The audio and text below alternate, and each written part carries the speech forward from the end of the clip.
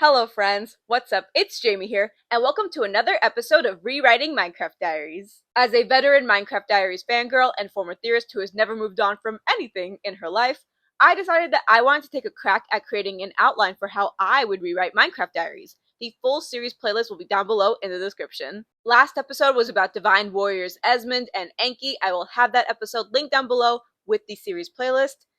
And I know, trust me, I know. I said in the last episode and in my most recent live that today's episode was going to be about Menphia and Kolac. Listen, I feel like I really just need to come to terms with the fact that I'm a yapper.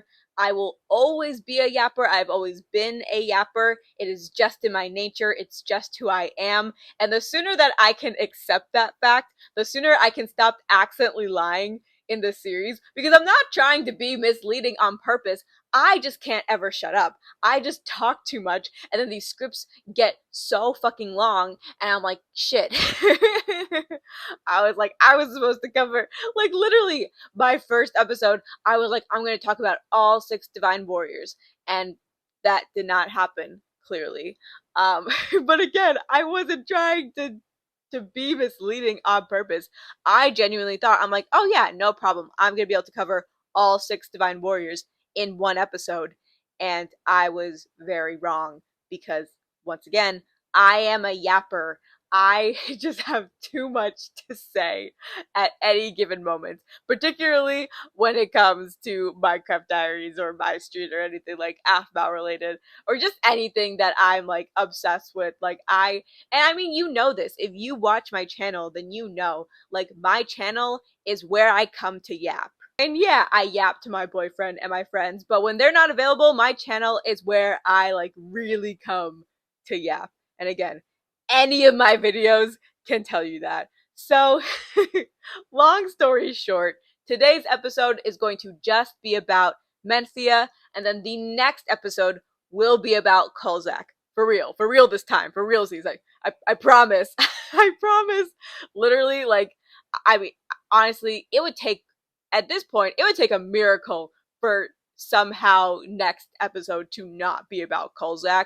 So I think this time we're in the clear. Next episode will be about Kolac.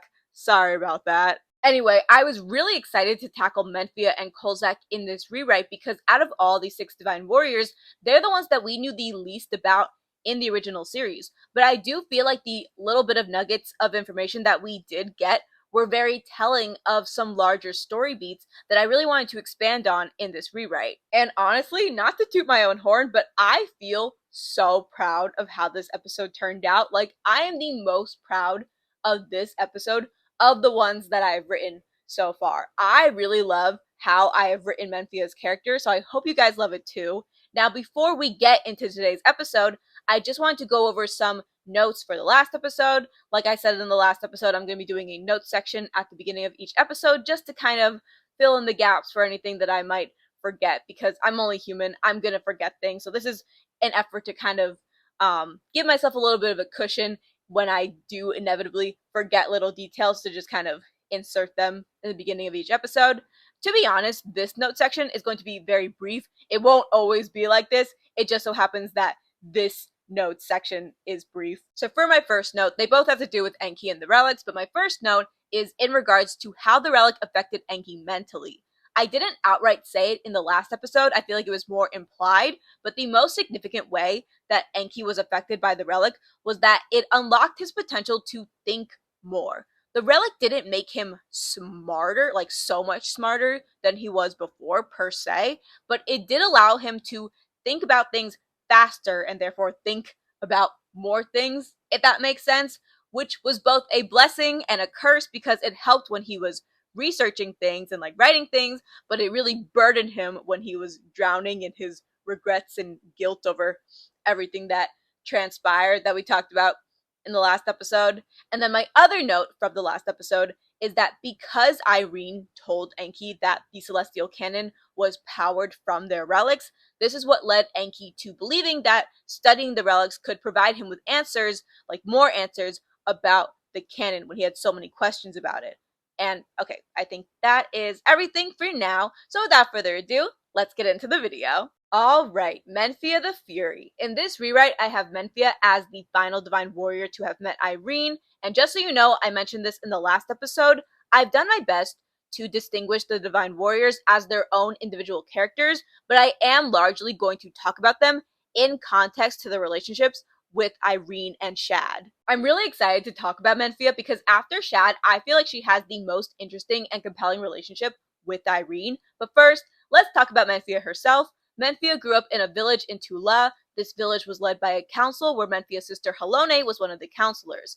In this rewrite, I decided to give Menphia a sister and name her Halone, since Menphia's name and title are derived from the Final Fantasy characters Menphina and Halone, in case you were wondering. I'm very unfamiliar with the Final Fantasy games, but it's a well-known fact that Jess is a huge fan, and so many of the names in Minecraft Diaries, whether it's character names or like the region names, like whatever, or places in general, come from Final Fantasy, so this just felt appropriate. So Menphia was one of the guards of her village, but it was clear to everyone who knew her that she had very strong leadership capabilities. She was smart, an excellent fighter, and always put the needs of her village first. Menphia would often sit in on the council meetings with her sister and give her input on village affairs, but whenever she was approached by her sister, like, hey, maybe you should officially join the council, like, for real, Menphia always shut down the idea. Because while Menphia loved her village and was always eager to do whatever she could to help out, she didn't want the official responsibility of having the well-being of the village on her shoulders. She insisted that she was too hot-headed and sentimental to make an effective leader. And while it was true that Menphia did have a temper and a tendency to get very passionate when expressing herself, Halone saw these attributes as Menphia's strengths, not weaknesses, but she knew that she couldn't force her sister to join the council if that truly was what she didn't want, so she relented. That was until Irene and her ragtag team happened upon their village. Now, Irene and her group encountered Menphia's village after they had just fled Rouen. Similar to how Irene met Enki, the king of Rouen had been sending his men after her, but this time they were like really coming for her neck, and so Irene and the others, they knew that they needed to get the fuck out of Dodge and steer clear of Rouen for a bit, which is how they ended up in Tula. And like Enki, Menphia was very sympathetic to their cause, but whereas Enki was a thinker, Menphia was a woman of action. She immediately drew up a plan to reallocate some resources for Irene's group and went to the council to see if they could spare some men to accompany them. Enki might have been the official strategist of the Divine Warriors, but make no mistake, Menphia also had a strategic mind, and she put it to good use. And Irene recognized that almost immediately. She knew that having Menphia on their side would be invaluable, but she didn't just want Menphia's aid, she wanted her to physically join them, which Menphia was not too keen on that at first. Menphia might not have been on the council, but she was still a crucial part of the village. Even though she didn't have any sort of official leadership role or title or position, these people depended on her. And not just that, but her whole life was in this village. These people were her family. Halone was here. But it was also Halone who encouraged Menphia to accept Irene's offer and join the group. Halone reasoned that while Menphia would be missed in the village, they would find a way to manage without her. That was why they had a council in the first place. No singular person was in charge of the village. Everyone got a say in how the village was run. But more than that, Halone truly believed that Menphia's skills would be needed in order for Irene and her rebellion to succeed in overthrowing the king of Rouen. And knowing that her sister had so much faith in her abilities is what convinced Menphia to join Irene's group, completing our lineup of the Divine Warriors. Out of all of the Divine Warriors, Menphia was the closest with Enki and Shad. She also had close friendships with Irene and Esmond, of course. She was also very close with Hyria and Xavier. She was the least close with Kolac. They were probably the most different, like, ideologically, but they were still friends for the most part and still had basic respect for each other. But while Menphia was very close with Enki, she did not fuck with Michael at all. She was the first person, before even Hyria, who saw through Michael's charismatic bullshit and detected that there was something darker going on there. But because she didn't have like any concrete proof, and because Menphia knew how much Michael meant to Enki, she didn't say anything. But she did make her intolerance of Michael well known any time they interacted or any time his name was brought up. Menphia played an instrumental role in gathering support for overthrowing the king of Rouen in Tula. It definitely helped that Halone was a beloved and respected figure in their village and their general area of Tula, but Menphia was also well respected and known in her own right. So Menphia and Hyria invaded Ocassus from the sea with the forces that they gathered from Tula, while Esmond, Kolzak, and Xavier led the forces that they amassed from former King's Guards and mercenaries on the ground.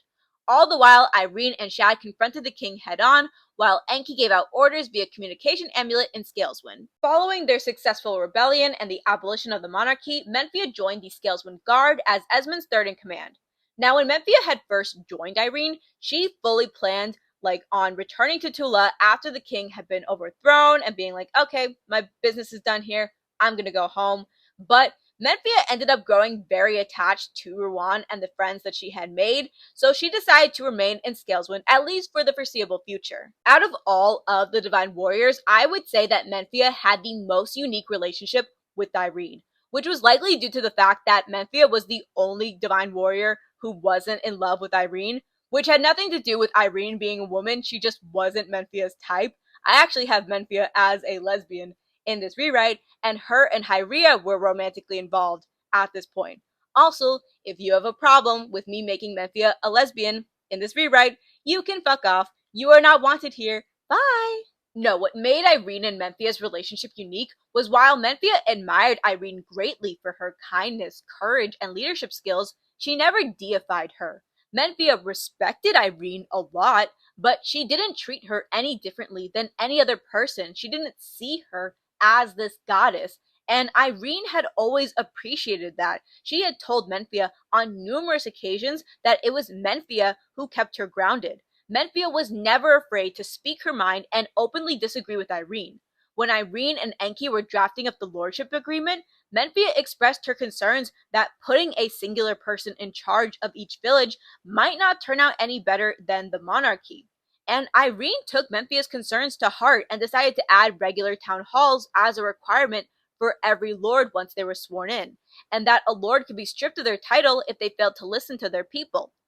We'll talk more about how lords would later amend Irene's original lordship agreement to align with their objectives when we talk more about Ocassus. Now, we've already been through this song and dance in the previous episodes. After the king was overthrown and Irene became Lord of Scaleswind, she began to change. They were small, nearly imperceptible changes at first, ones that Menphia and others could dismiss as the effects of assuming a stressful leadership position like Lord of a village. But for the rest of her life, Menphia would deeply, deeply regret not trusting her gut and talking to Irene when she first felt like something was truly off.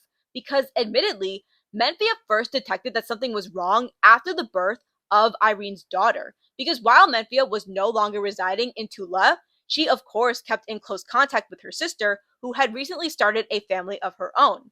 And whenever she received letters from her sister or had taken time off with Hyria to visit her, Menphia noted that there was a stark difference between how Halone interacted with and talked about her children versus how Irene spoke of and interacted with her daughter. Halone was also a leader in her village with a great deal of responsibilities, but she was still incredibly warm and openly affectionate with her children. Menphia didn't doubt that Irene loved her daughter, but she couldn't help but notice that the moments of tenderness that Irene shared with her daughter were few and far between, to say the least, and that she often treated her daughter like she was a secret to be kept, rarely speaking about her at all. And this puzzled Menphia because in all the time that she had known Irene, she had always been very maternal. And this was before she had her daughter. Irene had received the moniker of the matron for that specific reason. So it really confused Menphia to see Irene brush off her daughter's attempts to connect with her. And it also made her upset on Irene's daughter's behalf because while Menphia didn't have any kids of her own, she was an auntie and she loved Irene and Shad's daughter like she was her own. She even helped to deliver her. She was glad that at least Shad was giving her the support and attention she deserved, but Menphia could tell that Irene's daughter also wanted her mom to pay more attention to her. But like everyone else in Irene's close circle, everyone believed that Irene's inherent goodness, or what they thought was inherent, would always prevail. So regardless of how much it seemed like Irene was changing or acting out of character, everyone was confident that Irene could overcome anything. And also, in Menthia's case, while she had never been afraid of expressing her concerns to Irene before, she felt like it would be overstepping for her to comment on Irene's parenting. It was one thing to comment on matters that affected Scaleswind or the world at large, but at the end of the day, this was Irene's daughter, not hers. And in a kind of fucked up way, Irene's strange relationship with her daughter sort of humanized her to Menphia. Like the fact that someone as powerful and influential as Irene was struggling to navigate parenting was something that Menphia didn't necessarily consider made her a bad person, but that it made her human. It also didn't help that because Shad hadn't openly expressed any concerns about Irene, Menphia then felt that her concerns were likely unfounded. Menphia was aware of Shad and Irene's budding relationship before most of their friends due to her friendship with Shad. Menphia's logic was that Shad knew Irene better than anyone, and if he wasn't concerned, there probably wasn't any reason for her to be. As I've previously discussed, Shad was an extremely closed-off individual due to his upbringing, but out of all of the Divine Warriors, Menphia was the closest to being actual friends with him, besides Irene, of course. Shad would actually confide in Menphia from time to time, and Menphia would help him raise his and Irene's daughter when Irene was away on business. Menphia was well aware that Shad was very slow to trusting people, so she didn't take it lightly that he trusted her, even if he did still keep her at arm's length. But she didn't mind. She knew that he trusted her. So much so that when he and Irene asked Menphia and the other Divine Warriors to keep their daughter a secret from the public, she obliged. Even when Irene added that their other friends couldn't know, so as not to jeopardize their daughter's safety. Now, Menphia and Hyria had become romantically involved shortly before the invasion of Ocassus, but even after the king had been overthrown, they both knew that they couldn't have a conventional relationship because Menphia had decided to remain in Scaleswind with Irene and the others, whereas Hyria had been entrusted by Irene to protect the sacred forest. But even so, despite having to spend the majority of their time apart, Menphia and Hyria were committed to each other. They didn't know if they saw each other as a forever thing because they both had so much going on, but they at least wanted to explore this relationship to the fullest. And they kind of balanced each other out. Hyria had been drawn to Menphia because of her boldness and integrity, her passion for helping people, and the openness in which she expressed her emotions. And Menphia liked that Hyria, while more quiet and reserved, was thoughtful and really open-minded and committed to protecting nature. But sadly, although it wasn't her intention, Irene actually played a big role in the dissolving of Menphia and Hyria's relationship. Because when Irene said that no one outside of the Divine Warriors could know about her daughter, she was referring to Hyria. And because Menphia was honor-bound as Irene's guard to not disclose classified information, she didn't tell Hyria about Irene and Shad's daughter. It wasn't actually too difficult to keep Hyria out of the loop about Irene and Shad's daughter because she spent most of her time in the sacred forest, or occasionally she would come with Menphia to visit her village in Tula. But besides that, she really spent the majority of her time in the sacred forest even back then, and especially at this time she had recently taken on Michael as an apprentice, which Menphia also didn't approve of because she did not trust Michael as far as she could throw him. But anyway, it was really eating at Menphia that she couldn't tell Hyria this, but she didn't want to betray Irene. This is something that I will go more in depth about when we talk more about Hyria in a future episode, but I feel like it goes without saying that Irene and Hyria's relationship was very complicated despite them having been friends, and that therefore complicated Menphia and Hyria's relationship. I also want to quickly add, in case y'all have questions about this, it was pretty easy for Irene and Shad to keep their daughter out of the public eye, even amongst the people of Scaleswind, because when she was really young, they really just kept their daughter at home, and as she got older, they made sure to avoid public spaces. It also helped that people were very intimidated by Shad, who was pretty much always with her. To be honest, there were definitely people in Scaleswind who knew or at least suspected that this girl who looked like Irene was her daughter or in at least some way related to her. But because Scaleswind was basically like the Irene supporter capital of Rouen at this point in time, there was this unspoken rule to never bring up who exactly this girl was and to look the other way when she came around. Anyway, Irene inadvertently complicating Menphia's relationship with Hyria also made Irene and Menphia's relationship more complicated because Menphia had already been feeling some type of way with how Irene treated her daughter, but as the years went on, and not only did Irene not tell Hyria about her daughter, but also Menphia was starting to get really fed up with how Irene treated Hyria in general sometimes. It was hard to know what Irene was thinking when it came to Hyria, because it was clear that she did trust her to some extent with how she had asked her to lead the sea invasion of Ocassus with Menphia during the rebellion and how she trusted her to protect the sacred forest. But when it came to her daughter and other important matters, it was like Irene didn't really trust Hyria, which Menphia couldn't understand why that was the case. But before she could really confront Irene about this, Irene brought forth news about the threats of the comet and the void, presenting her friends with these mysterious relics. Menphia, like Enki, was very hesitant to accept the relic at first, though her reasons were different. For starters, Menphia was plenty strong without the relic. In terms of physical strength, she was only second to Shad amongst the core group. Menphia didn't really feel like she needed the relic's power. She also had a lot of questions about where Irene had been and how she'd even come into possession of these relics in the first place. But ultimately, Memphia's concern for the world and her people, especially her home, her village, and her family in Tula, outweighed her reservations, and she accepted the relic. Like I mentioned in the last episode, while it wasn't to the same extreme as Irene, receiving the relics did change how the Divine Warriors viewed themselves and the world. It affected them in all different ways, and for Menphia, hers probably had the most positive effect of them all. Memphia's relic enhanced her strength, durability, and speed, like with Esmond and Kolac and Shad, but for Menphia, her relic also strengthened her desire to help people. Not because she was this great savior, but because she had been entrusted with this great power. It was why it was later said that Memphia's relic was just a part of her, more than any other of the Divine Warriors, because it really just enhanced her core values that were already there.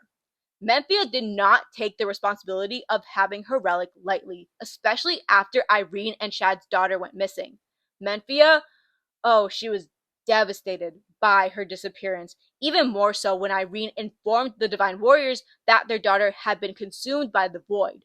While her anguish didn't fully match Shad's as a parent, it was this grief that also became Menphia's primary motivation to destroy the void. Because she was so caught up in her grief and determination in destroying the void, Menphia didn't really clock that Irene's explanation of what had happened to her daughter didn't really add up.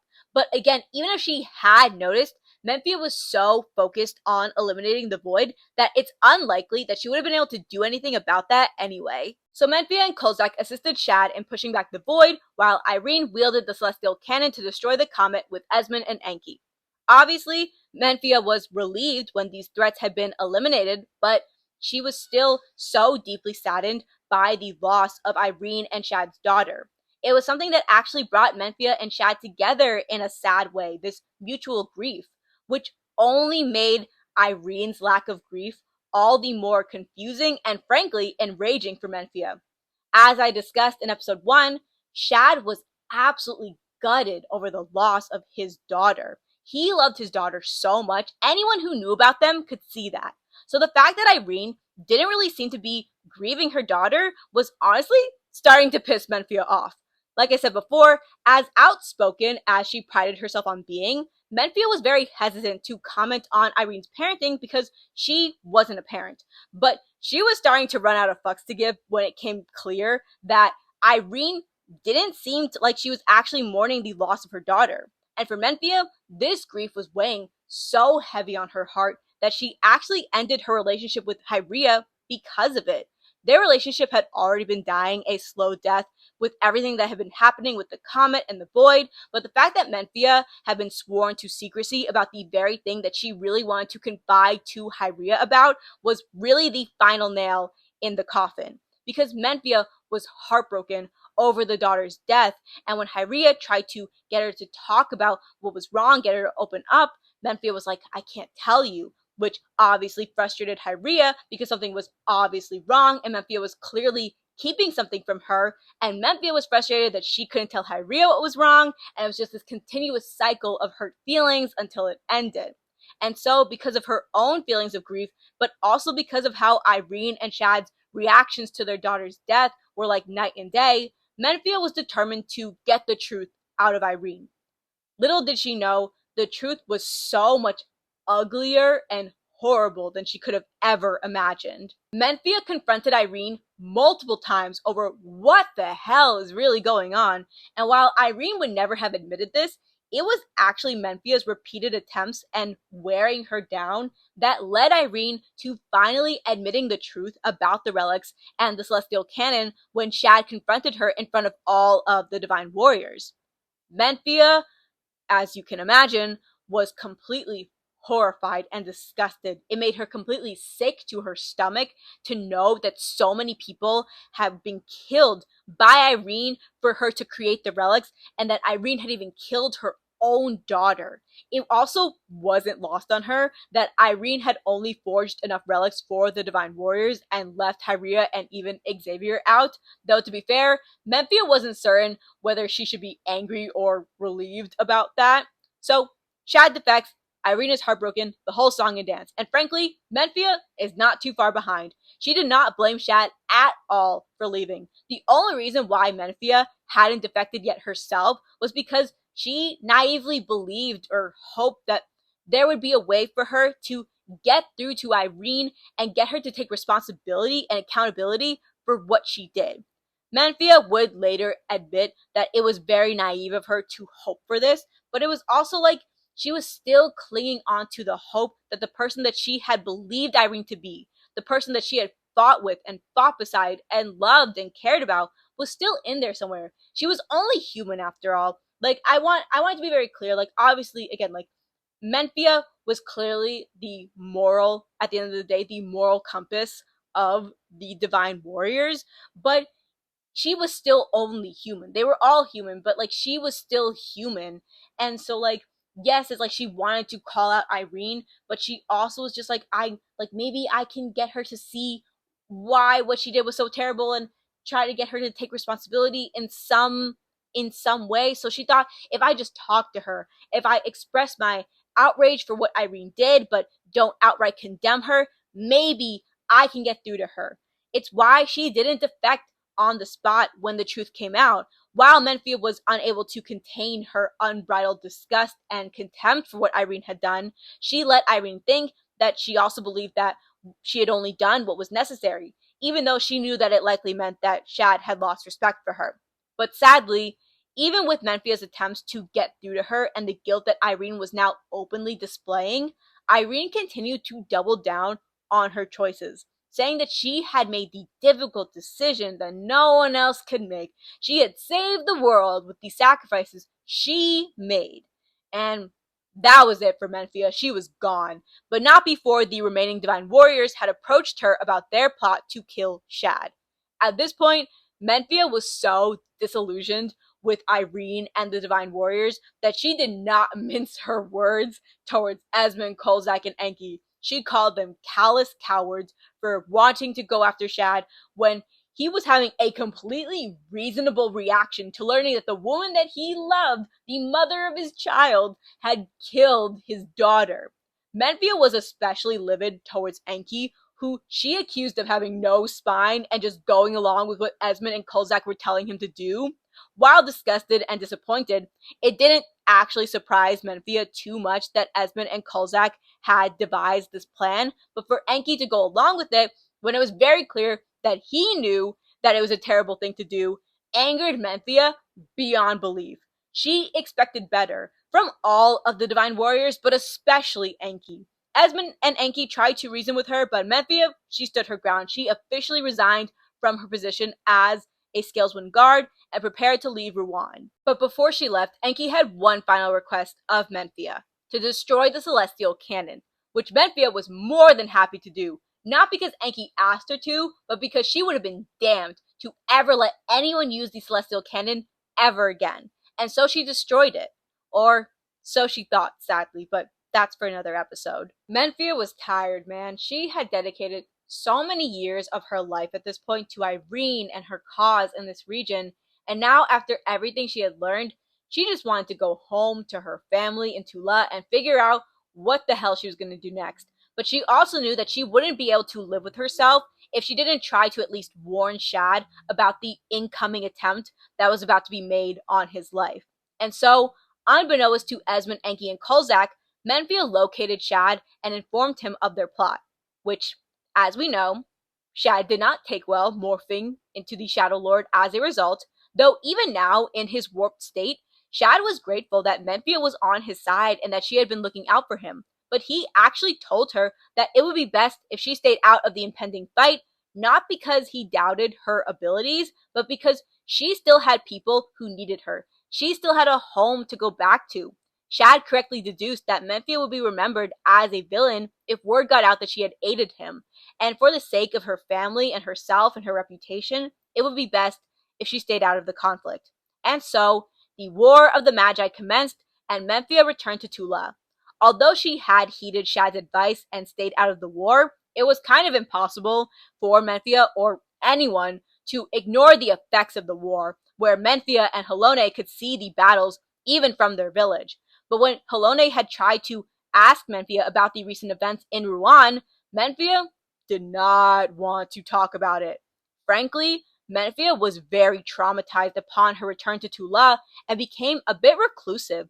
She still helped out around her village and spent time with her family, but Halone was worried about how withdrawn her sister had become. It was clear that a lot had happened between the last time she saw Menphia and her return to Tula, but no matter how much she had tried to coax answers out of her, Menphia was unresponsive.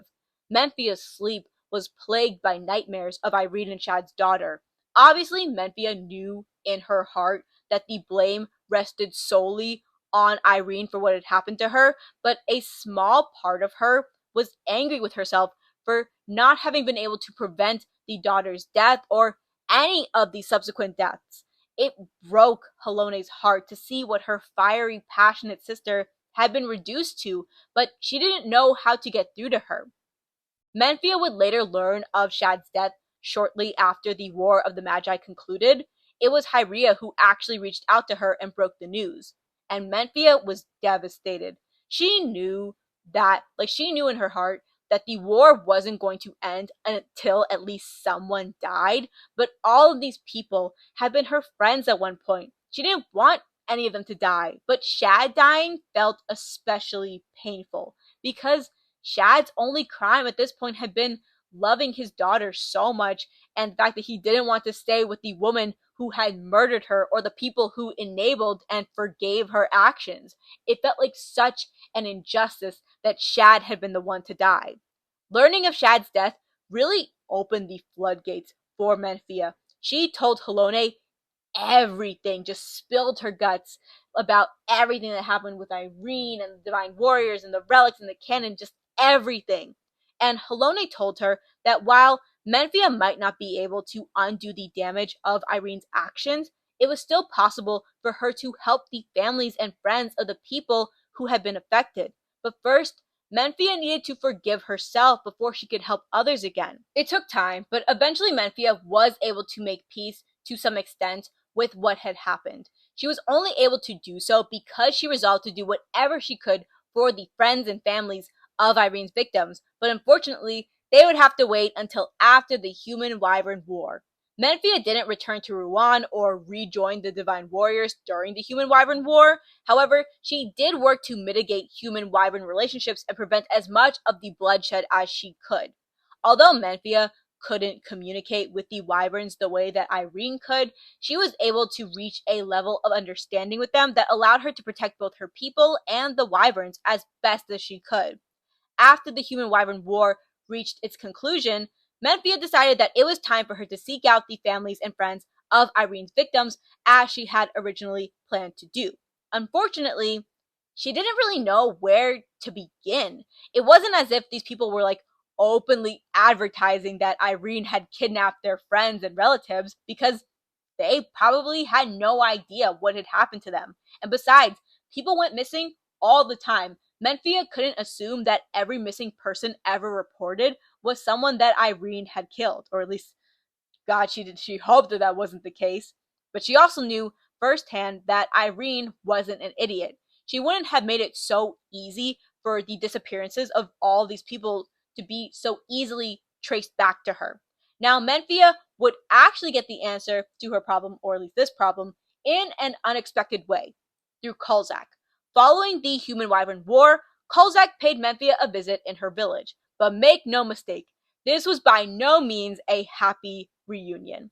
Kolac had some choice words for Menphia, abandoning Irene and not having her fellow divine warriors' backs during the War of the Magi. Obviously, Menphia didn't take these attacks on her character lying down, but she also knew that Kolac didn't come to Tula just to chastise her. And she was correct. Kolac deduced that Menphia was the only person who could have snitched to Shad about their assassination plot. And Menphia was like, so what if I did? Irene killed his daughter and countless other people without even a second thought. She was like, you didn't even know if he was plotting revenge or that he was going to do something horrible. You've just been itching for an opportunity to kill him. And again, Memphia's like to Kolac, okay, yeah, I told Shad about your heinous plan. What are you going to do about it? You already killed Shad. What, have you come here to kill me too? And Kolac was like, if it were solely up to me, I would have sent you to your grave the moment you left us, but it would greatly complicate things now if you were to die. Essentially, Kolac knew that there was no feasible way to fake Memphia's death in a way that would be even remotely believable or not arouse suspicion, but he was also very concerned that Menphia was going to leak what Irene had done to the public, and so he resorted to threatening Halone and Memphia's village, which had substantially grown in size at this point. There were so many more people, so much more for Menphia to lose. And as we'll discuss in the next episode, Kolac had a lot of unsavory contacts in all sorts of places across the world. It wouldn't be very hard for these contacts to make some accidents happen without it being traced back to Kolac or Irene, who wasn't involved with or even aware of Kolac's plans, but obviously he was acting on her behalf. He couldn't go after Menphia directly. Kolac knew that, but he could go after her loved ones. And while Menphia hated to admit it, he was right. It was like what Shad had predicted when she first told him about the assassination plot. There was a reason why Halone hadn't mobilized the council or their village to go after Irene after Menphia told her everything that had happened. As influential as Halone and Menphia were in Tula, Irene was Lady Irene, the matron. Not only was she influential in Rouen, she was influential and loved everywhere. And because she was so loved, although news of Irene's actions would still be horrible and send shockwaves, it would still be very difficult to overall turn public opinion against her. It also really didn't help Memphia's case that while she was an influential figure, Kolac was also influential. They were both divine warriors, or formerly divine warriors, and Kolac had a much greater reach in Rouen than she did.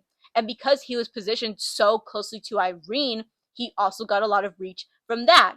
And so if it came down to it, sadly, it was much more likely that people were going to take Kolac's word over Menphia's. Destroying the Celestial Cannon actually worked against Menphia in this case because now there was no physical evidence, no way to prove what Irene had done. But even with the odds stacked against her, Menphia did still pose a threat to Kolac's cause, and he didn't want to leave that to chance, and so he gave Menphia an ultimatum. He wouldn't go after her loved ones as long as she stayed quiet about Irene. He would even leave Menphia's reputation intact. Menphia, so she agreed to stay quiet about Irene, but only for her family and village's sake. She told Kolac that she did not give a fuck about her reputation, and that if he wanted to paint her as a villain, he could go ahead. She was well aware that Kolac had been leading a campaign to destroy records of Shad throughout the regions and rewrite the remaining records to emphasize Shad's villainy. What's interesting is that Irene first sought out Menphia to join her because of her leadership skills and strong-willed personality, and it's what she was so admired for by so many people. But the moment that Menphia really was like standing her ground on what she believed in and directly and adamantly opposed Irene, all of a sudden, it's a problem. It's honestly quite sickening how Kolac and his followers weaponized Menphia's title as the Fury against her like it was a bad thing, like she was being too emotional and dramatic, as if she wasn't rightfully outraged over the murder, the deaths of so many people. It was always like, it's such a shame that Memphia's feelings got in the way of doing what needed to be done to protect humanity and the realm.